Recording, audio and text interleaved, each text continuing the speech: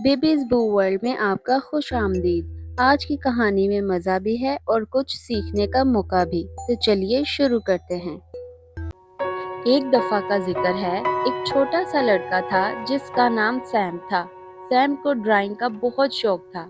वो हर दिन कुछ ना कुछ ड्रॉ करता, कभी पेपर पर, कभी पुरानी नोटबुक के पीछे और कभी नैपकिन पर भी। उसकी सबसे फेवरेट चीज थी उसका लाल ड्राइंग पेंसिल, जिसका नाम उसने रखा था पेनी। एक रात जब सैम पूरा दिन ड्राइंग करके थक गया था, तो उसने पेनी को देखा और धीरे से कहा, काश तुम मैजिक होती ताकि मेरी ड्राइंग जिंदा हो जाए। फिर सैम ने एक नया काम किया। पहली दफा उसने पेनी को अपने तकिए के नीचे रखा और कहा, गुड नाइट पेनी, मुझे उम्मीद है मैं उन चीज़ों का ख्वाब देखूं जो मैं ड्रा करता हूँ। फिर वो आराम से ब्लैंकेट में लिपटा, आंखें बंद की और सो गया। अगली सुबह सैम ने आंखें खोली तो उसे कुछ अलग महसूस हुआ।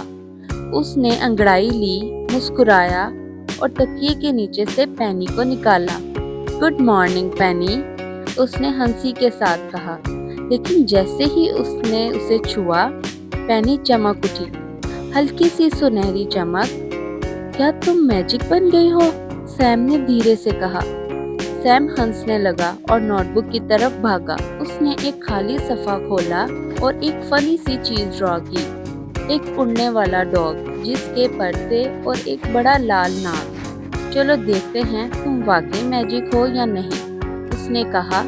उसने नोटबुक बंद की, ब्रश करने गया, लेकिन जब वापस आया तो क्या देखता है, वही उड़ने वाला डॉग उसके कमरे में फड़फड़ाता हुआ उड़ रहा था। वो बार्क करने लगा और फैन के आसपास घूमने लगा। सैम का मुंह खुला का खुला रह गया। ये सच में काम कर गया। पूरा दिन सैम बस ड्रॉ करता रहा। उसने कुकीज ट्री बनाया और बैकयार्ड में वाकई एक पेड़ उगाया जिसमें चॉकलेट की कुकीज लटक रही थी। उसने एक छोटा डायनासोर बनाया और वो उसके टॉय बॉक्स के ऊपर छोटे छोटे पाँव से स्टॉम्प कर रहा था। उसने रेनबो से बना हुआ स्लाइड ड्रॉ किया और वो लिविंग रूम में चमक रहा था। सैम बहुत खुश था। वो हंस रहा था, खेल रहा था और यकीन नहीं कर पा रहा था अपनी आंखों पर। पेनी अब उसकी मैजिकल दोस्त बन गई थी और सब कुछ एक ख्वाब जैसा लग रहा था। लेकिन अगले दिन सब कुछ थोड़ा मुश्किल हो गया। सैम ने एक लेमनेड बरसाने वाला क्लाउड ड्रॉ किया था। अब किचन का फ्लोर बिल्कुल चिपक गया था। उसने 50 पपीज ड्रा किए थे। अब वो हर जगह दौड़ रहे थे, सॉक्स को चबा रहे थे, काउच पर जंप कर रहे थे और गार्डन खोद रहे थे। और कुकी ट्री, उस पर इतनी चूंटियां आ गई थी कि मॉम को पेस्ट कंट्रोल बुलाना पड़ा। सैम, उसकी मॉम ने कहा जब वो टेबल साफ कर रही थी, ये सब क्या हो रहा है? थोड़ी सी इमेजिनेशन, सैम ने धीरे से कहा। उस रात सैम अपने बेड पर बैठा हुआ था, पेनी को हाथ में लिए। शायद मैं ज्यादा कर गया हूँ, उसने कहा। मैजिक फन है, लेकिन शायद संभाल के यूज करना चाहिए। अगली सुबह सैम के दिमाग में एक आइडिया आया। उसने नोटबुक खोला और धीरे धीरे ड्रॉ किया। एक क्लीन अप क्रू, छोटे छोटे रोबोट्स जिनके हाथों में ब्रूम और बकेट थे। और जैसे ही वो ड्रॉ हुआ, वो रोबोट्स मैजिक से जिंदा हो गए और हाउस साफ करने लग गए।